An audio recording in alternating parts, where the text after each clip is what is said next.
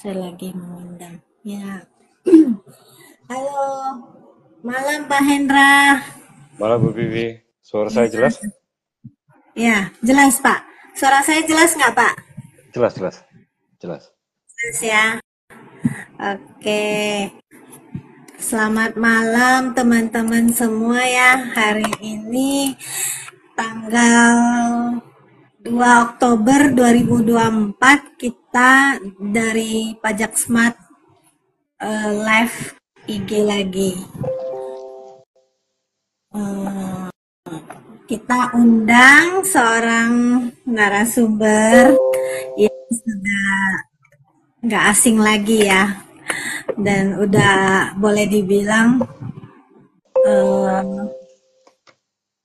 praktisi pajak yang udah senior banget, dengan Pak Hendri. Selamat malam Pak Hendra. Malam Bu Vivi, Sebelumnya, malam semuanya. ya, Ya. sebelumnya kita disclaimer dulu ya. Di Pajak Smart ini menyampaikan eh, apa mengenai tentang pajak ini bukanlah satu apa bukan satu penyampaian yang murni dari sesuai dengan undang-undang pajak yang bisa dipakai oleh pajak pribadi Anda juga ya, belum tentu cocok. Jadi kalau ada masalah teman-teman, mungkin ada baiknya juga konsultasi dulu ke AR masing-masing atau konsultannya masing-masing.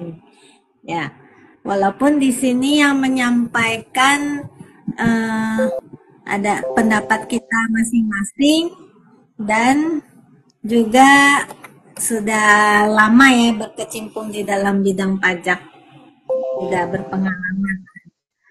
Oke, hari ini Pak Hendra mau bincang tentang apa nih? Masih tentang Cortex, Pak. Kan sekarang lagi hangat ya, hangat banget ya. Saya juga harap teman-teman yang eh, dengar Cortex jangan bosen ya, karena ini kan update terus ya, bener ya Pak Hendra ya. Ya, Jadi kita betul. masih belum mampu nih. Jadi update terus, jangan bosen, karena kalau bosen nanti ada yang ketinggalan. Repot, bener nggak Pak Ya, Hendra? betul. Iya. Jadi segala sesuatunya itu harus diupdate tiap hari dan minimal ya kurang lebih 15 menit, 20 menit untuk membuka aplikasi TP Portalnya. Wah, sampai harus 15 menit sekali ya Pak Ya, Hendra ya, karena berubah kurang terus lebih ya. lah. Iya, Ya, betul. apalagi Dan kalau juga udah pajak ya. Kemarin itu mm, kan sebelumnya kan yang pajak aja udah berubah terus peraturannya ya. Apalagi ya, sekarang Cortex ya, lebih ini lagi. Kita ingetin aja ke teman-teman supaya jangan bosen. Ya, kalau dengar-dengar sekilas mungkin nggak terlalu ini ya, lewat aja. Tapi ya. kebetulan ada yang menyangkut dengan masalah kita, ya sebaiknya kita perhatikan dan kita update. Oke, Pak Hendra, dengar-dengar Ya. nih, sebenarnya banyak yang bertanya juga nih, apakah settle badan akan tetap digunakan saat konteks diterapkan? Gimana tuh Pak Hendra? Untuk sertifikat elektronik Mm-mm. badan, khususnya badan ya, pada saat penerapan Cortex ini diimplementasikan Mm-mm. pada awal tahun 2025, tepatnya di bulan Januari, ini tidak dapat digunakan lagi untuk Hmm, sertifikat badannya. ya, Hanya dapat digunakan hingga masa Desember tahun ini, tahun 2024, bagi yang menggunakan sertifikat elektronik wajib pajak badan. Nah, oh, yang jadi cuma perlu, satu sesi. ya betul.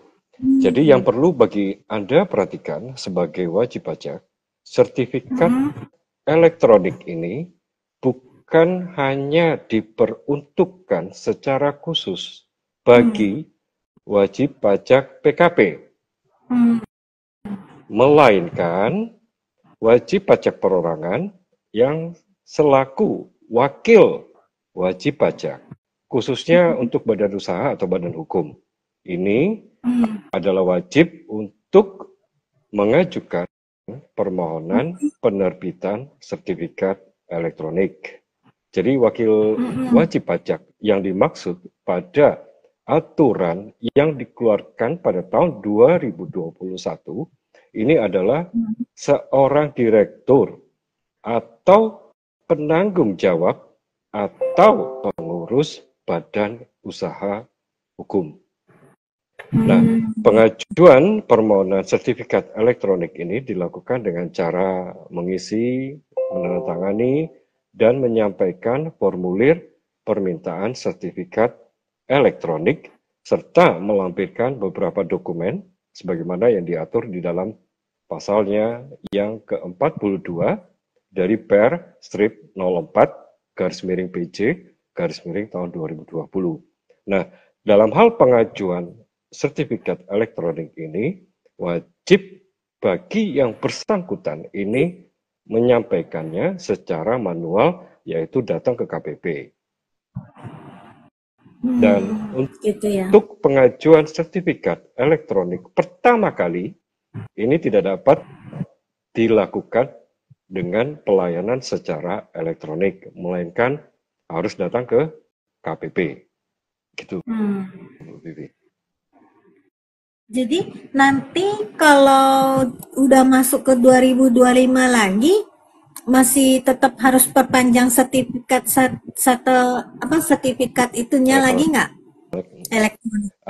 Tetap. Ya, tetap perpanjang. Namun pada saat Cortex atau CETAS ini diimplementasikan, pengajuannya secara keseluruhan tidak ada lagi datang ke KPP, tetapi cukup dengan pelayanan elektronik dan mengakses DP portalnya, taxpayer.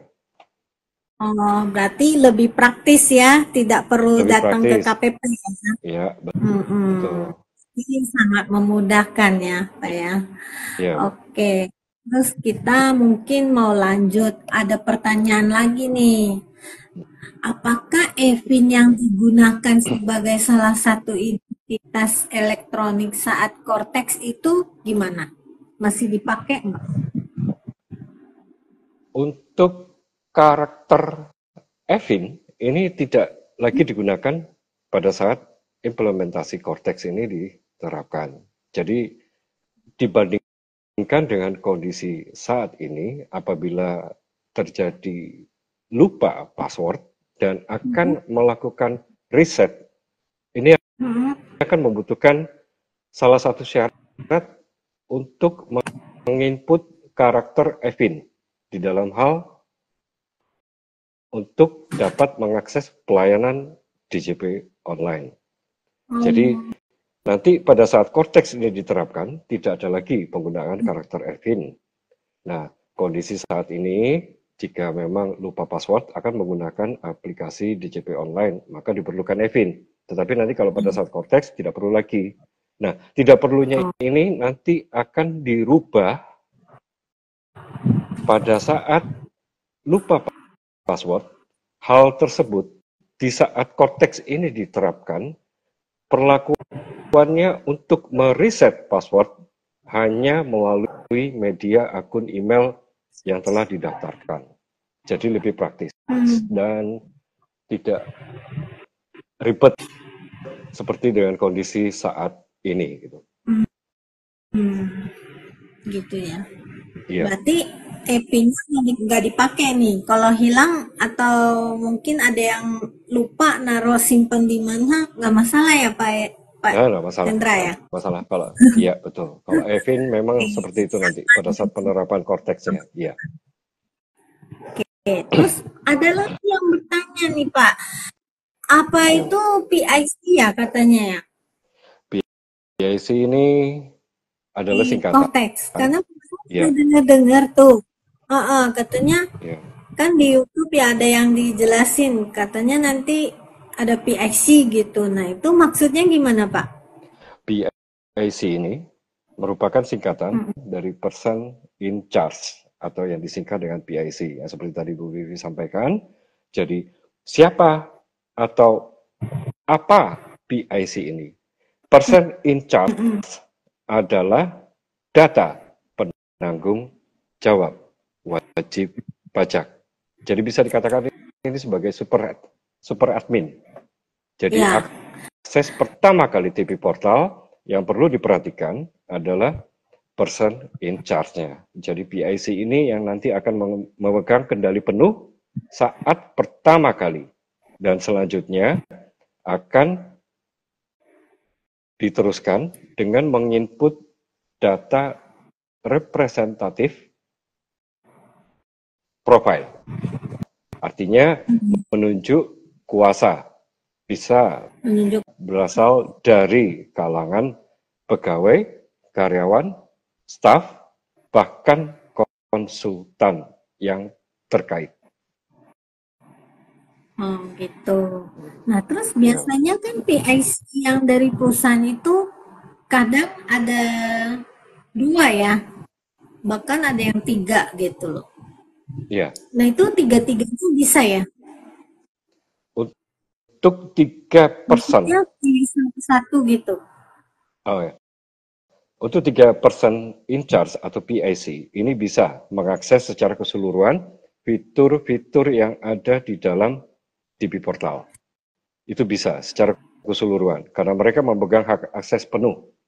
Dan untuk selanjutnya, mungkin ke depan PIC atau data atau penanggung jawab badan ini kan tidak selamanya akan aktif untuk menyelenggarakan, menjalankan dan menunaikan kewajiban perpajakan dalam hal melapor, memotong, memungut dan beberapa kewajiban perpajakannya. Jadi akan ditunjuk kuasa PIC ini.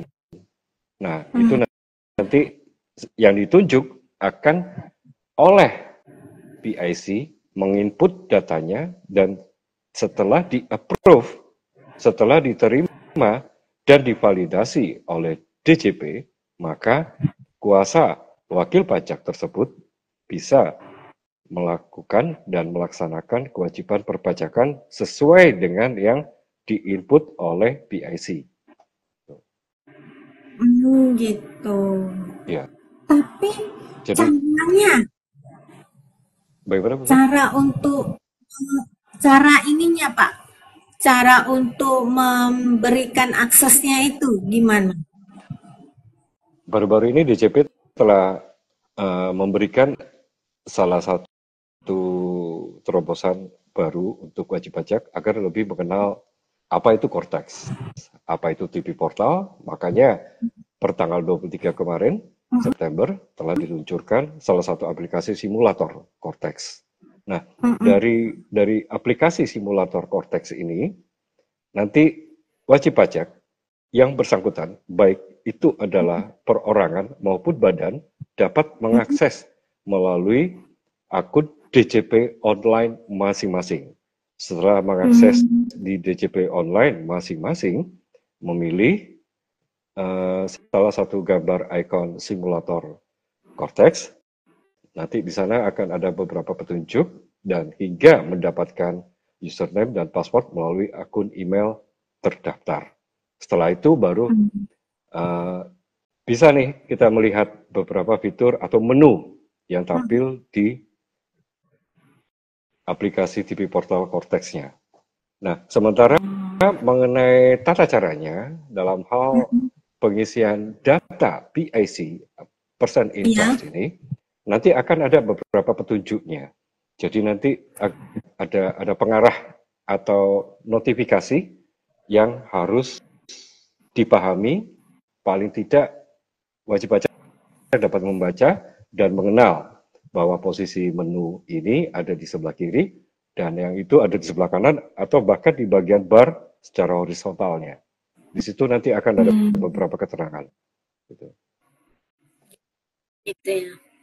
Iya. Oke, berarti nanti udah nggak melalui badan ya Pak ya, masuknya ya.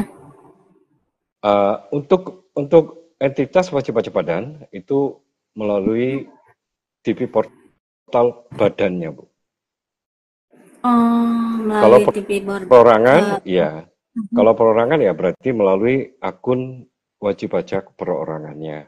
hmm, Seperti gitu. itu. Ya. Terus ada yang tanya juga ini. Jadi kalau untuk kayak gitu itu cara pelaporan SPT tahun wajib pajak orang pribadinya jadi gimana kalau untuk Cortex ini? Nah, ini menarik nih.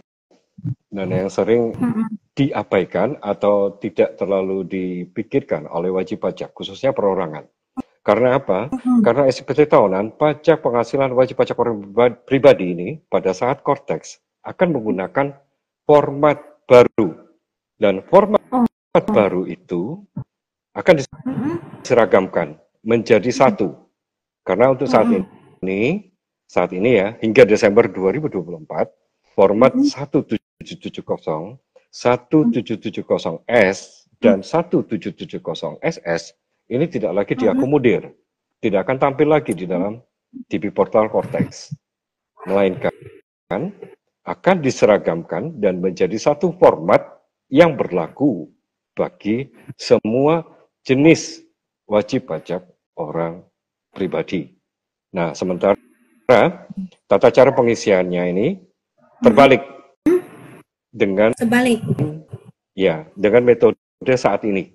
Kalau yang metode saat ini kan kita ngisinya mulai dari belakang. Dari belakang. Dari Iya. urutan dari belakang. Nah, sementara nanti Mm-mm.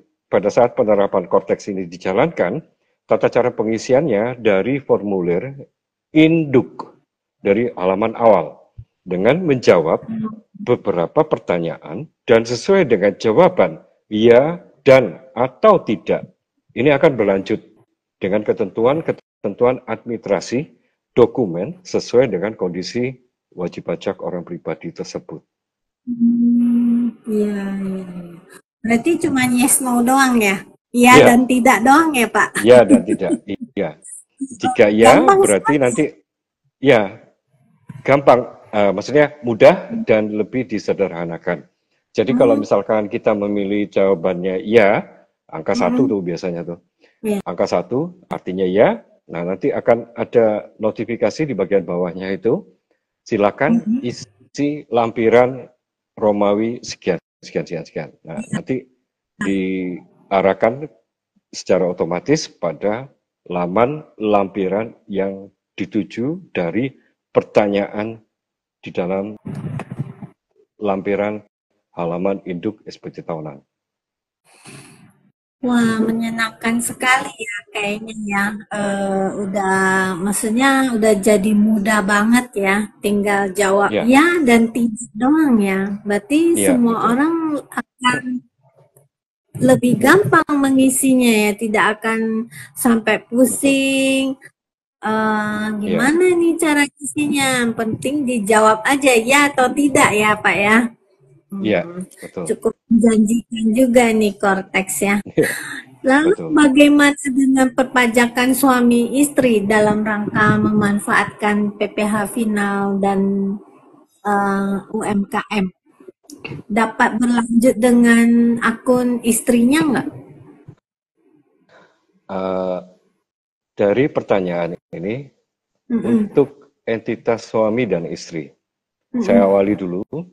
Saya eh, melakukan penjelasan pendahuluan ya. Penggabungan NPWP istri dengan suami Mm-mm. atau NPWP keluarga ini dinilai lebih efektif Hmm. dan efisien dibandingkan dengan memiliki NPWP terpisah. Karena apa? Ya. Karena melalui penggabungan NPWP ini hanya suami saja nanti yang akan berkewajiban untuk melaporkan SPT tahunan. Hmm. Lalu apabila istri memilih untuk memiliki NPWP terpisah, maka istri juga harus melaporkan SPT setiap tahunnya. Jadi kalau misalkan terpisah, berarti suami lapor, istri juga melaporkan. Nah, bahwa melalui penggabungan NPWP, penghasilan istri ini akan dimasukkan pada bagian kolom penghasilan yang dikenakan PPh final di dalam SPT suami. Lebih ringkas dan itu lebih mudah lah. Jadi dengan demikian istri ini tidak perlu lagi menyusun SPT secara terpisah sehingga setidaknya itu menghemat waktu dan tenaga. Keuntungan lainnya, sorry, saya potong dulu bentar Pak. ya. Jadi kalau NPWP berpisah itu udah nggak usah isi masing-masing gitu ya. Jadi lebih gampang ya, seperti tadi Pak Ya, Hendra bilang ya. jika digabung dan memilih untuk bergabung dengan kewajiban perpajakan suami. Nah, sementara keuntungan lainnya yang dapat dirasakan, yakni pada saat penggabungan NPWP yang menyebabkan PPh terutang dari suami dan istri ini tidak akan mengalami kurang bayar. Karena apa? Karena dianggap sifatnya itu atau penghasilannya adalah final. Gitu. Iya. Dan Tapi sementara kalau memilih pisah itu yang istri mau punya MPP sendiri gimana Pak? Biasanya kan timbul kurang bayar. Nah, ya, kalau dan itu pasti akan terjadi. Gabungkan dulu. Nanti itu Ya. pelaporannya gimana? Masing-masing lapor, lalu dari kantor pajak akan menggabung sendiri atau gimana tuh Pak? Nah, ini seru banget nih. Kalau untuk seperti itu kondisinya, dari pihak DJP ini akan menggabungkan, Bu. Walaupun sudah terpisah ya, sudah memilih terpisah dan diberikan NPWP kepada istri. Namun dalam hal pelaksanaan pengenaan pajak penghasilan final UMKM yang akan diteruskan dengan entitas istri, sebelumnya nanti SPT suami dan SPT istri atas penghasilannya akan digabung terlebih dahulu. Jika masih di bawah 4,8 miliar, berarti entitas istri masih dapat melanjutkan pengenaan pajak penghasilan dengan metode final UMKM.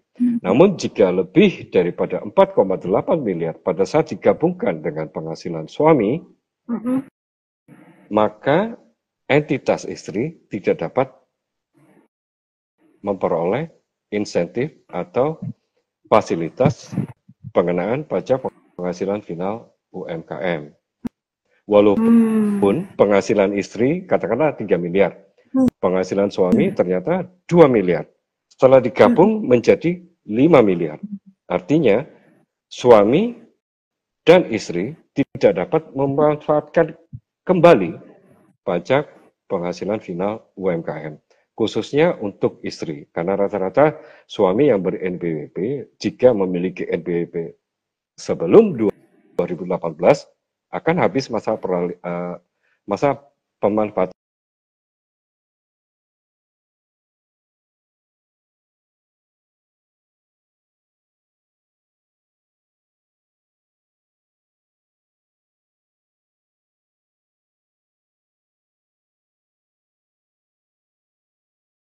Sabar dulu ya, sebentar mungkin. ya. Ya, oke. Jadi nanti Tadi Pak sempat nge-lag sedikit. Boleh diulang sedikit. Iya. Jadi saya ulang. Kalau misalkan gini, Pak ya. Jadi saya ulang kalau misalkan suami ini berpenghasilan 2 miliar. Ternyata istri memiliki penghasilan sebesar 3 miliar. Jika digabungkan kan berarti 5 miliar. Ya kan? Nah, sementara suami masih atau rasanya pasti kondisinya tidak dapat lagi memanfaatkan PPh final UMKM. Karena biasanya rata-rata suami sebagai kepala keluarga ini memiliki NPWP sebelum tahun 2018. Nah, sementara untuk entitas istri, jika baru memiliki NPWP di tahun ini 2024, berarti masih ada 7 tahun kemudian masa manfaat pengenaan PPh final UMKM-nya. Jadi setelah digabungkan pada saat pelaporan SPT tahunan 2024, nanti di tahun 2025, suami 2 miliar, istri 3 miliar. Digabungkan menjadi 5 miliar. Berarti nanti untuk tahun pajak 2025, entitas istri tidak dapat lagi memanfaatkan pengenaan pajak final UMKM, melainkan tarif pajak penghasilan umum. Ya, normal. Iya. Walaupun penghasilan dari istri ini masih di bawah 4,8 miliar. Dan ini juga walaupun kondisinya adalah memilih terpisah. Maka dari itu efisiensi penghematan apabila istri tetap memilih terpisah, risiko yang dihadapi paling pertama yaitu penggabungan dulu. Setelah digabungkan ternyata melewati daripada 4,8. Artinya terasa sia-sia dan tidak ekonomis untuk entitas istrinya. Iya, jadi lumayan ini ya Pak ya, sayang sekali ya jadinya dia nggak bisa memanfaatkan yang final ya. Betul. Jadi bagaimanapun dalam tahun pajak berjalan, ini suami dan istri saling jaga nih penghasilan yang diperoleh. Jadi diupayakan bagaimana caranya untuk setelah digabung tidak melampaui daripada batasan 4,8 miliar. Karena apa? Karena bagi suami istri yang memilih NPWP terpisah, pada akhir tahunnya ini akan dilakukan penghitungan kembali pajak penghasilan yang terutang oleh suami dan istri berdasarkan proporsi penghasilan masing-masing pihak. Sehingga kesimpulannya kurang lebih banyak rasionya akan menimbulkan kurang bayar. Gitu. Jadi PPh final yang sudah dibayar gimana Pak? PPh final yang sudah dibayar, ini kan terkait di tahun pajak sebelumnya kan. Jadi pada saat tahun pajak berjalan, misalnya nanti di bulan Agustus atau September atau bulan ini, Oktober, setelah digabungkan dari penghasilan yang diterima oleh suami dan istri, ternyata sudah melampaui 4,8 miliar. Ya, katakanlah 4,850 miliar. 4 miliar 850 juta. Ini tetap hingga akhir masa tahun pajak. Sampai di masa Desember, baik suami maupun istri tetap memperhitungkan penghasilannya dengan PPh final UMKM sebesar 0,5%. Tetap hingga sampai masa Desember. Gitu. Tapi ini tidak mengakibatkan statusnya non PKP menjadi PKP. Karena apa? Karena entitasnya sudah terpisah. Suami penghasilannya 2 miliar, istri penghasilannya 3 miliar. Yang walaupun digabung ternyata sudah 5 miliar. Tapi itu tidak menyebabkan istri ini akan menjadi PKP. Tetap non PKP. Tetap non PKP ya. Iya. Oke. Kan kalau selama ini Pak Hendra, kalau yang masing-masing punya NPWP itu yang berarti harta terpisah gitu, itu kan pada saat mau lapor itu kan bersamaan dan ada pengisian penghasilan suami berapa, penghasilan istri berapa, lalu baru muncul pajaknya. Nah, kalau nanti Kortex itu gimana? Apakah suami istri harus bareng-bareng ngisi di saat yang sama?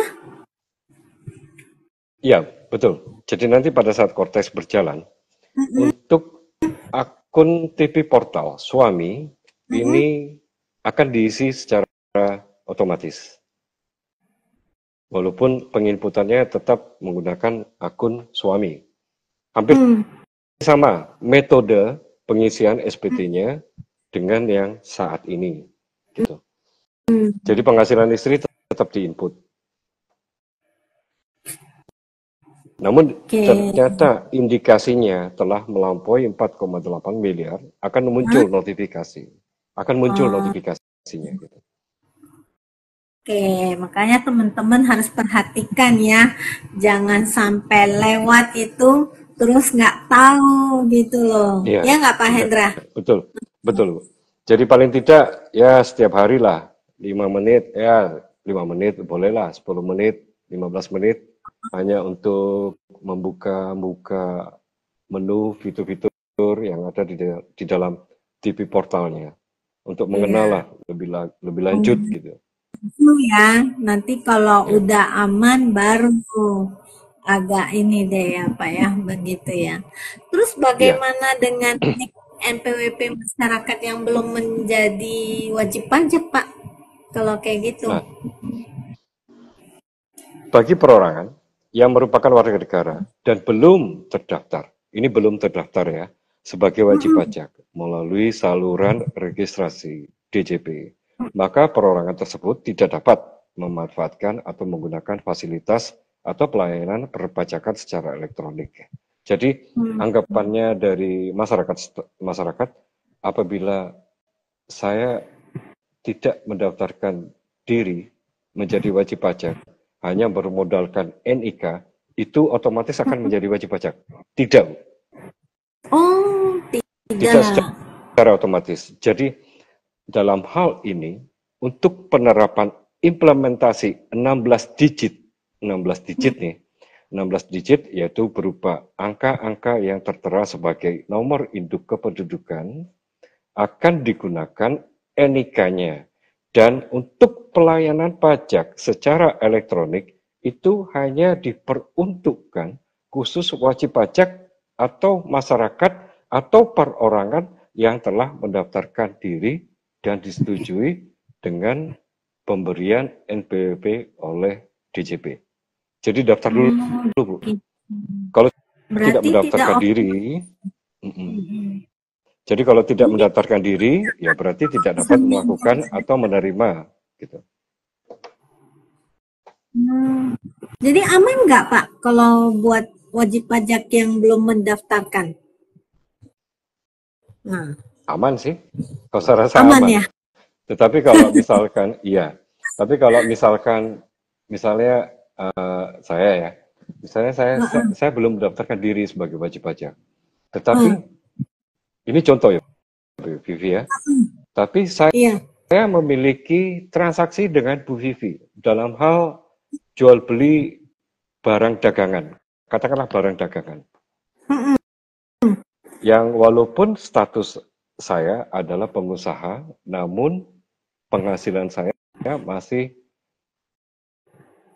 ya Di bawah PTKP. katakanlah di bawah PTKP ataupun di bawah batasan 4,8 miliar. Kita pakai patokan itu saja. Tapi sementara kalau perorangan biasanya pakai acuannya dengan PTKP terlebih dahulu. Ya. Dan saya sering melakukan transaksi. Dan kebetulan Ibu Vivi dengan usahanya ini adalah BKP. Data berasal dari saya berupa NIK di EKTP saya. Dalam 1 tahun, ternyata transaksi saya ya katakanlah bisa melebihi dari 500 juta rupiah. Katakanlah begitu.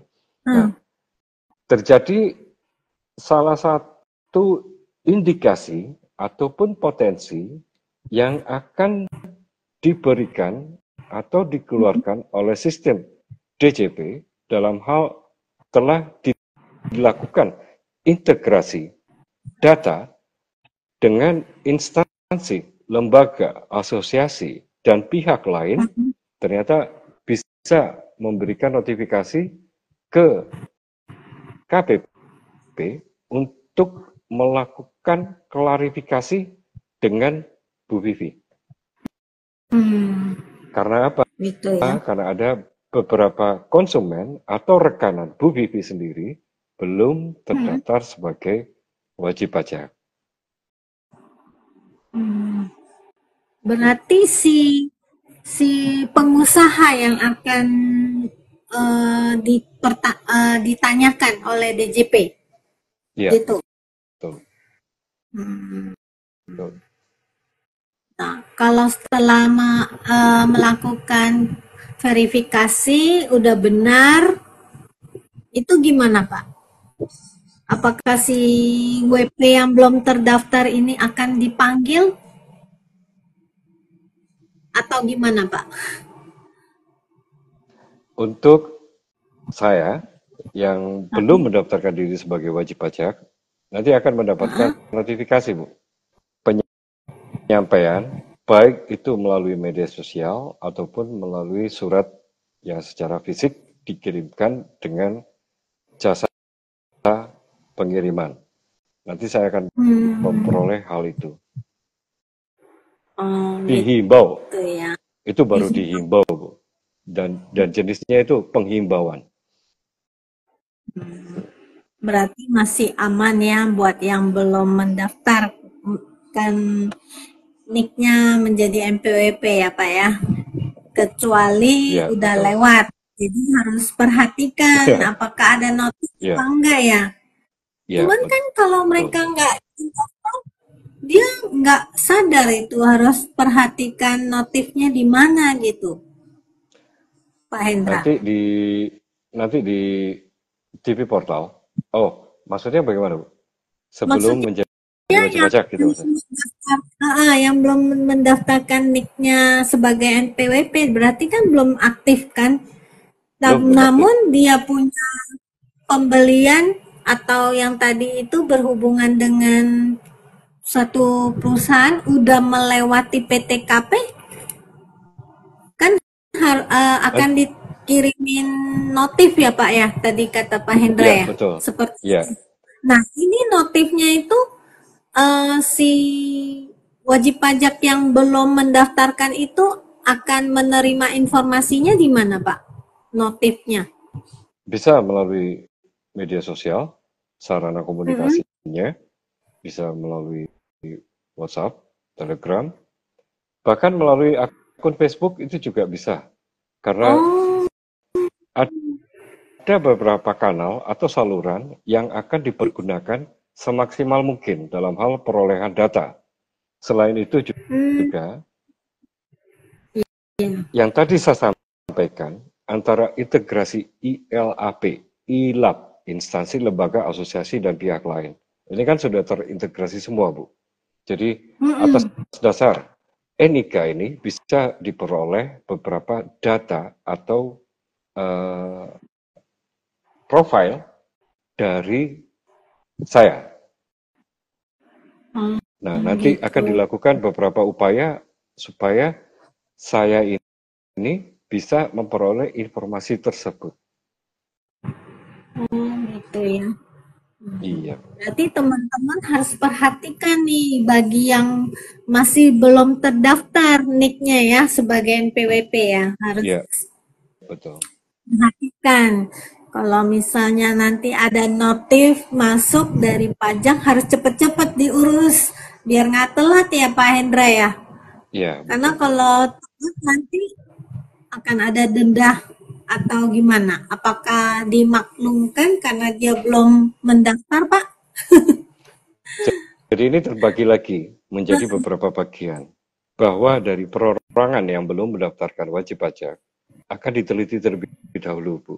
Jadi kalau Nah, statusnya dia ini atau saya berpotensi sebagai wajib pajak dengan risiko rendah, itu tidak akan ada gimana-gimana nanti di kemudian harinya atau tindakan yang akan diambilkan oleh DJP atas penghasilan yang tidak pernah saya laporkan. Jadi tidak ada potensi hmm, lagi. Itu tidak. kalau yang berisiko rendah. Hmm. Ya. Tapi kalau yang sudah berisiko menengah dan besar, ini perlu klarifikasi yang lebih mendalam. Dan Gitu juga ya. Mungkin teman Indra konsekuensinya juga itu akan menjadi lebih resiko. buruk. Oh, ya ya. Ini mungkin teman-teman bertanya Pak Hendra, resiko rendah, resiko sedang dan resiko tinggi itu gimana caranya dia bisa mengetahui gitu loh? Kalau untuk penggolongan dari kategori risiko, itu Mm-mm. hanya pihak DJP saja yang dapat mengidentifikasikan gitu. Jadi Berarti, nanti pada saat Cortex berjalan, satu aplikasi ah, lagi yang sudah ditanamkan di dalam aplikasi Cortex adalah aplikasi CRM, Compliant Risk Management. Jadi nanti itu akan diberikan atau dikeluarkan notifikasinya by system, dengan sistem, Bu. Jadi nanti oleh petugas pajak akan mm-mm. ditelusuri, dan memang saya pernah menyaksikan sendiri dengan hanya bermodalkan NIK, data Mm-mm. kepemilikan harta, ataupun data kekeluargaan, keluarga saya, itu tampil. Oh Bahkan gitu. sampai data-data yang lebih lazim dan umum adalah perbankan. Wah, Itu tampil semua, Bu. kalau kalau saya menangkap nih Pak Hendra, Cortex ini udah jadi kayak AI ya? Ya, kurang lebih. Karena memang sudah ada unsur Wah, AI-nya di dalam. udah ada AI-nya di dalam ya? Ya, betul. Karena apa? Karena pada saat Mm-mm. semenjak kita menjadi wajib pajak dan telah Mm-mm. memadankan hingga menjadi status valid Mm-mm. NIK menjadi NPWP, dari data tersebut ini yang menjadi kunci untuk keterbukaan informasinya. Jadi Wah, seperti itu. sedemikian Ya. canggih ya. Iya. Berarti Jadi saya teman-teman harus lebih harus ekstra aware. hati-hati. Betul. Ya, Iya. jangan sampai nggak ada penghasilan yang mungkin terlewatkan, tapi di dalam Cortex ada AI. Nanti Tapi kalau lebih dikeluarkan, lebih besar kemungkinannya, Bu, ya. Lebih besar kemungkinannya itu bukan terlewatkan. bukan Mohon maaf terlewatkan. sebelumnya. Mm-mm. Iya, mohon maaf sebelumnya, tapi kebanyakan itu lebih memungkinkan memang sengaja untuk tidak dilaporkan. Hmm. Dan apabila itu terbuka, maka ya kurang lebihnya siap-siaplah konsekuensinya gitu. Hmm. Begitu ya. Berarti teman-teman nih Iya, harus sangat hati-hati ya betul. melakukan transaksi apapun ya. Udah kayak AI nih sekarang korteksnya. Iya. Kemarin Jadi saya saya lanjut lagi, dengar Bu. juga, Jadi iya Pak saya Hendra lanjut lagi lanjut ya. dulu. Yang tadi Ah, mengenai NIK yang menjadi NPWP. Jadi sementara bagi perorangan yang telah memiliki NPWP, Bu, dengan kata lain telah menjadi wajib pajak, ini segera untuk memadankan NIK menjadi NPWP. Karena hal itu merupakan hal yang penting untuk Cortex akan dapat diakses dengan baik jika telah memadankan NIK-nya menjadi NPWP berupa 16 digit untuk wajib pajak orang pribadi. Kalau untuk badan itu sudah secara otomatis langsung berubah menjadi 16 digit dengan penambahan satu angka 0 di bagian depan. Dan untuk validasi NIK menjadi NPWP ini merupakan salah satu titik utama yang perlu kita siapkan untuk menyambut implementasi Cortex gitu. Jadi paling tidak bagi wajib pajak perorangan yang belum memadankan NIK-nya akan segera untuk memadankannya. Dan itu hanya bisa dilakukan dengan mengakses laman DJP online pada bagian profil masing-masing. Gitu. Dan pemadanan NIK menjadi NPWP ini juga sebagai upaya dari pemerintah untuk mewujudkan integrasi data atau single identity number atau yang disingkat dengan SIN. Nah, integrasi ini akan membantu wajib pajak dalam melakukan sinkronisasi, verifikasi, dan validasi data wajib pajak. Intinya, dalam hal pelayanan perpajakan, ini akan menuju 100% secara elektronik. Dan pada akhirnya, hal ini akan memudahkan wajib pajak dalam mengakses seluruh layanan perpajakan untuk masa yang akan datang. Karena implementasi Cortex ini bukan kurang lebih, tetapi akan 100% secara elektronik. Iya. Ya, kemarin juga saya mendengar yang sudah mencoba simulatornya Cortex, katanya bisa tampil ya, itu aset-asetnya muncul semua ya. Untuk aplikasi simulator Cortex, memang ada menu tentang kepemilikan harta. Saya lupa judulnya. Gitu. Tetapi pada saat pencobaan, kita nyoba beberapa menu yang ada di fiturnya My Profile, itu ternyata memang belum bisa dibuka, tetapi memang menunya sudah tersedia. Dan sudah tersedia ya. Iya. Dan seperti yang tadi saya sampaikan berulang kali, ini akibat integrasi ILAP, instansi, lembaga, asosiasi, dan pihak lain. Pihak lain ini siapa saja? Bisa berupa perbankan, koperasi, dan beberapa lembaga keuangan yang sejenis. Akibat integrasi. Jadi nanti pendataan atau kepemilikan harta akan tampil secara otomatis. Iya. Gitu ya. Ini kurang lebih kalau misalkan Ibu Vivi ingat, kurang lebih hampir sama kalau Bu Vivi ingat pada saat dijalankannya program PPS, program pengampunan PPS itu. Nah, waktu kemarin ini yang pada ikut ini PPS sama itu kan mungkin ada beberapa orang yang asetnya, contoh misalnya aset tanah, dia beli dengan nama orang lain, lalu udah dia PPS-in, cuman sertifikatnya belum dia ganti nama, itu gimana Pak? Wajibnya harus ganti kepemilikannya, karena ada beberapa wajib diganti.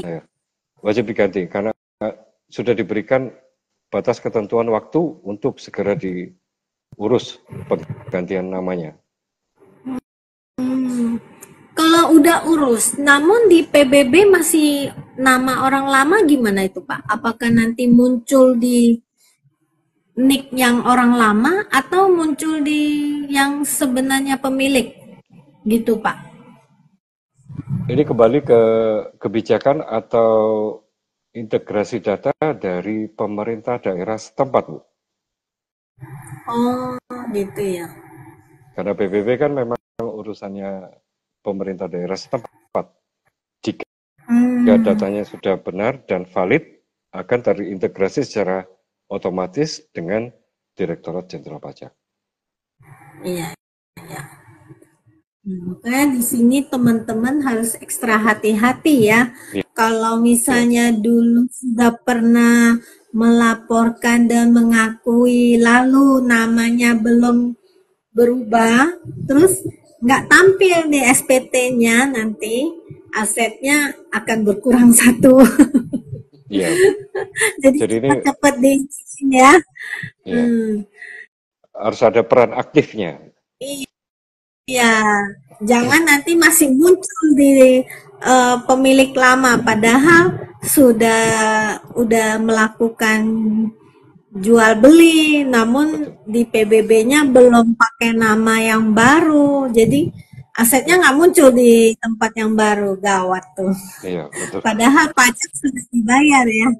Ya, Gitu kan, sayang betul. sekali ya Pak Indra ya. Nanti suatu saat pas dibalikin lagi, muncul lagi jadi ada perbedaan selisih ya Pak ya. Ya, Benar nggak? betul. Ya. Hmm, oke. Terus ada yang nanya lagi nih, bagaimana dengan settle-settle yang buat penggunaan penerapan Cortex ini nanti ke depannya? Kan sekarang masih pakai settle kan? Ya, betul. Jadi kalau Depannya gimana?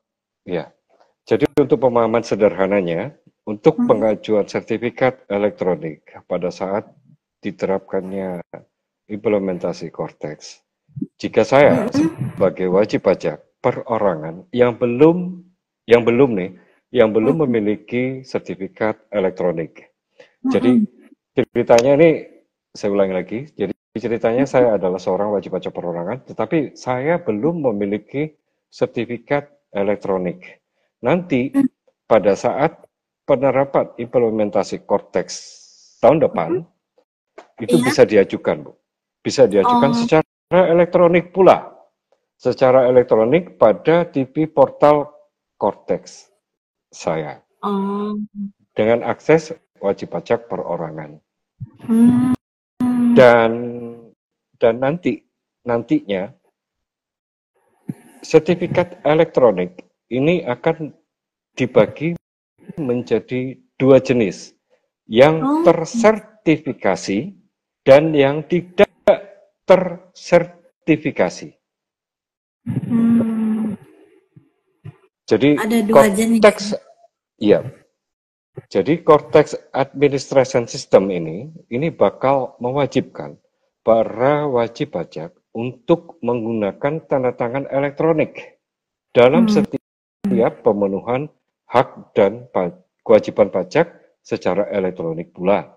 Jadi nanti pada Hmm. saat pelaporan SPT masa, contoh ya, SPT masa PPN, SPT masa PPH, unifikasi, SPT masa PPH, pasal 21 atau beberapa jenis pelaporan SPT ini akan menggunakan tanda tangan elektronik dalam bentuk sertifikat elektronik, dan itu terbagi menjadi dua. Dan sementara dari dua jenis yang tadi saya sampaikan, antara yang tersertifikasi dan yang tidak tersertifikasi ini dapat digunakan.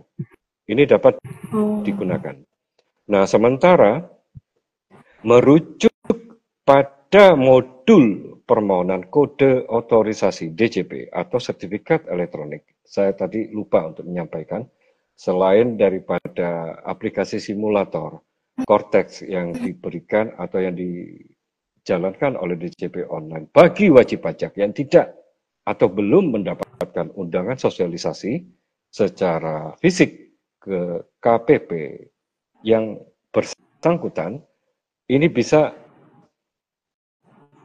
membaca dan mengumpulkan buku manual panduan Cortex. Ini bisa diakses pada laman pajak.go.id. Jadi selain simulator, aplikasi simulator kemarin, DJP juga menyediakan beberapa buku manual panduan Cortex dan juga ada video pembelajaran dalam bentuk edukasi melalui laman YouTube, dan itu bisa diakses melalui kanal Ditjen Pajak RI. Jadi saya kembali lagi, jadi merujuk pada modul permohonan kode otorisasi DJP atau sertifikat elektronik yang diterbitkan oleh DJP. Kedepannya ini nanti akan ada dua jenis tanda tangan elektronik. Jadi yang seperti yang saya sampaikan tadi adalah tanda tangan elektronik yang tersertifikasi dan yang tidak tersertifikasi. Sementara tanda tangan elektronik yang tersertifikasi yaitu tanda tangan yang dibuat dengan menggunakan sertifikat elektronik. Jadi bagi wajib pajak, sertel yang diterbitkan oleh penyelenggara sertel non-instansi yang sudah mendapatkan pengakuan dari Kemenkominfo dan sudah ditunjuk oleh Kemenq berdasarkan keputusan Menteri Keuangan. untuk memperoleh tersertifikasi, ini wajib pajak harus mengajukan permohonan penerbitan sertel kepada salah satu penyelenggara sertel lewat laman DJP. Nah, sementara tata cara pengajuan permohonannya dan masa berlaku sertel ini akan diatur oleh masing-masing penyelenggaranya. Jadi ini untuk yang tersertifikasi ini tidak berasal atau diperoleh dari entitas Direktorat Jenderal Pajak. Jadi nanti di laman DJP ini akan menyediakan selain DJP sendiri disediakan penyelenggara sertel yang tersedia di dalam menu permohonan kode otorisasi garis miring sertifikat digital pada Cortex. Nanti bisa dilihat. Untuk permohonan atau penyelenggara pengadaan sertel tersertifikasi, ini ada BRIN, ada BSSN, ada Privy ID, Peruri, dan Teken aja. Jadi untuk yang tersertifikasi itu kita ngajuin permohonan kepada penyelenggaranya. Gitu. Nah, sementara untuk yang tidak tersertifikasi dalam hal wajib pajak hendak menandatangani dokumen yang menggunakan tanda tangan elektronik yang tidak tersertifikasi. Ini wajib pajak bisa mendapatkan kode otorisasi DJP yang diterbitkan oleh DJP. Jadi yang tersertifikasi itu kita perolehannya dari penyelenggara sertifikat. Nah, sementara yang tidak tersertifikasi ini kita perolehnya dari DJP. Jadi melalui TP Portal nanti akan dapat dilakukan pengajuannya secara elektronik. Jadi tidak perlu lagi mengisi form lalu bawa datang ke KPP. Itu tidak perlu lagi. Gitu. Jadi langsung secara otomatis akan menjadi sarana-sarana yang lebih disederhanakan dengan metode elektronik. Gitu. Nah, jadi wajib pajak dalam hal mengajukan permohonan untuk penerbitan kode otorisasi DJP secara elektronik, ini menyampaikan permohonannya, Bu. Jadi nanti disediakan di situ formnya, langsung kita isi dengan formulir permohonan, lalu menyampaikan juga dan mengisi alamat rumah ataupun pokoknya domisilinya, terus juga mengisi nomor ponsel dan email yang aktif, gitu.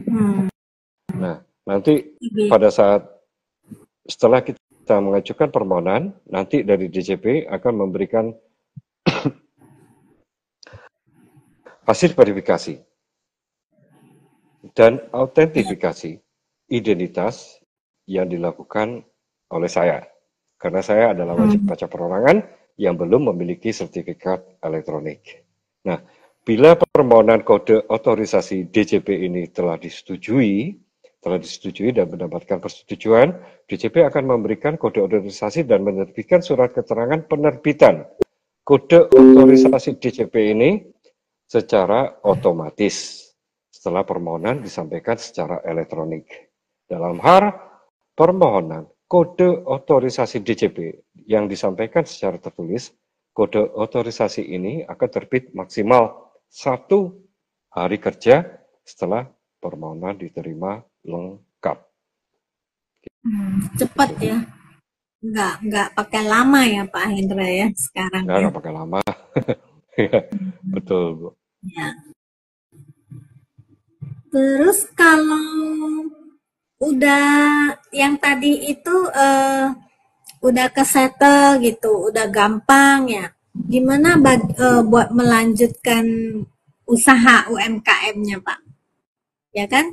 Kan kalau udah kesettle yang tadi secara gampang, pasti orang wajib pajaknya itu akan menjalankan usaha UMKM, Pak, yang buat memanfaatkan PPh yang 0,5 di 2024.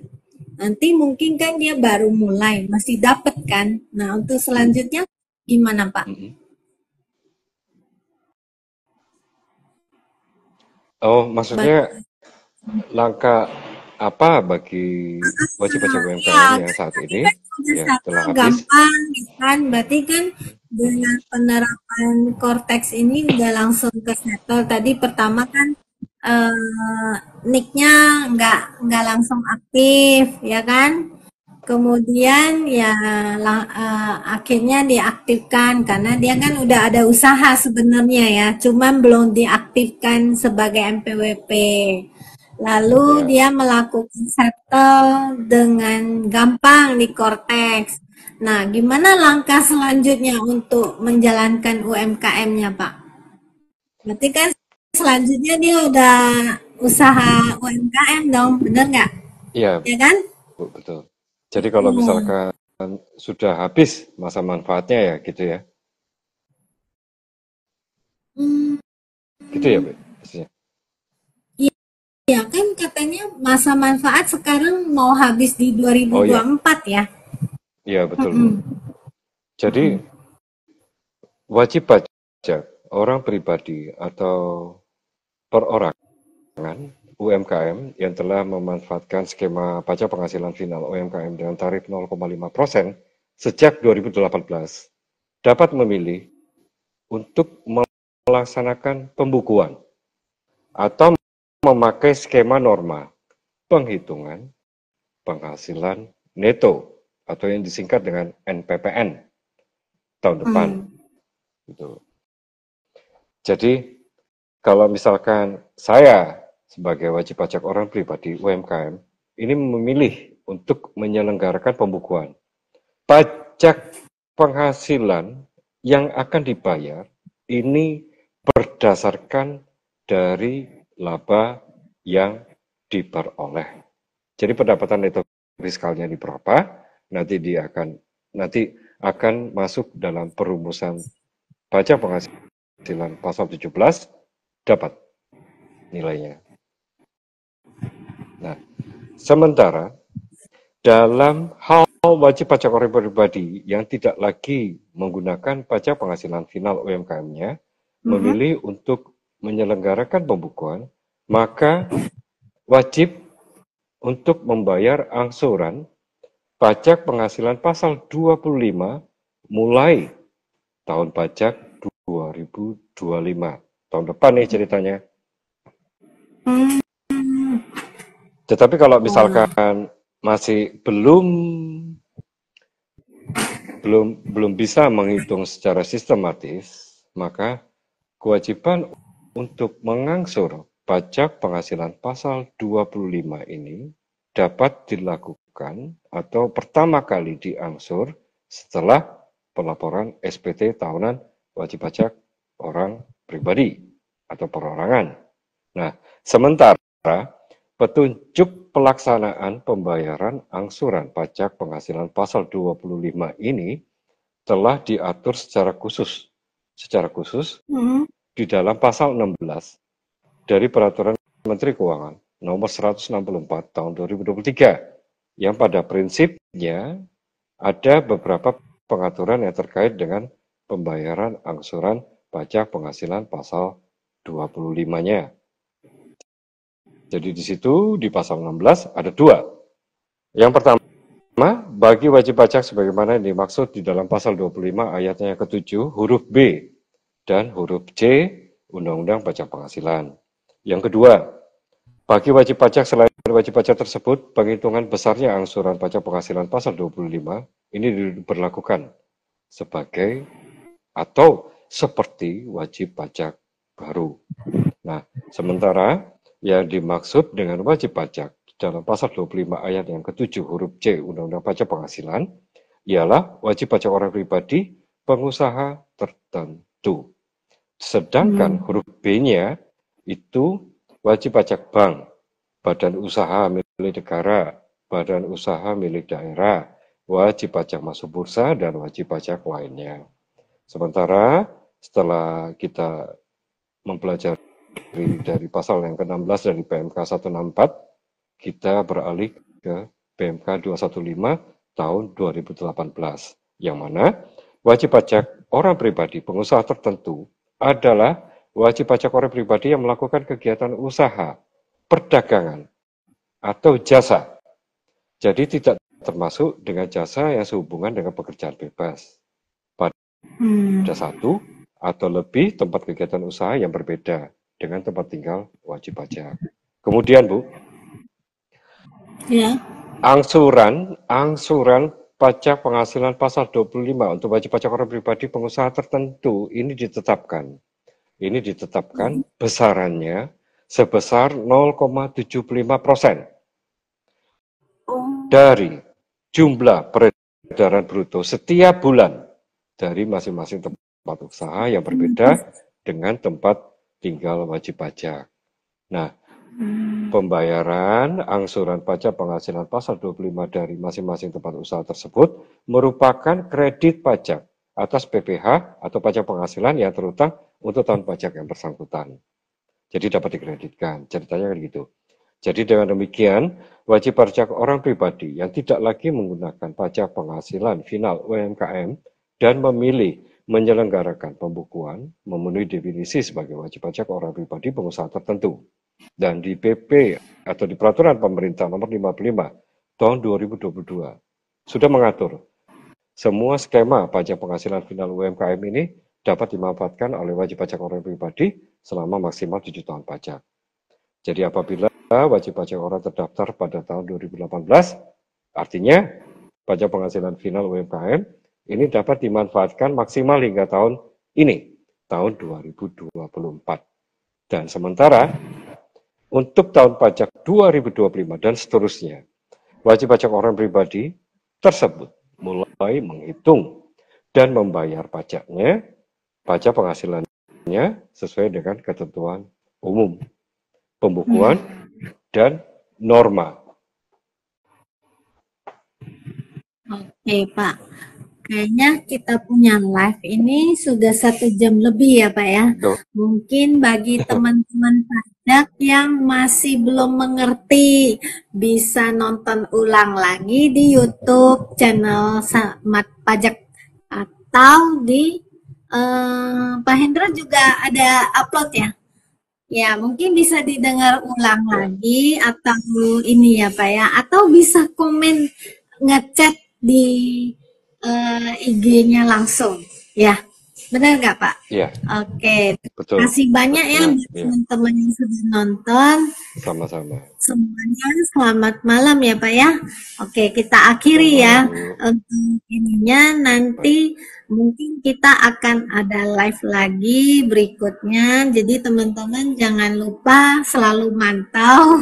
Kita mungkin kadang-kadang nggak bisa terlalu pasti mau live jam berapa, kadang-kadang kan ada kendala ya Pak ya, bukannya kita nggak mau komitmen sih, cuman kan kita semua juga kerja, ada urusan atau apa, jadi mungkin teman-teman bisa lah pantau-pantau, siapa tahu lagi live gitu ya Pak ya, atau bisa juga nonton di YouTube-nya gitu. Oke, makasih banyak ya teman-teman sama Pak Hendra, makasih juga atas informasi yang ini, semoga bermanfaat. Oke, selamat malam.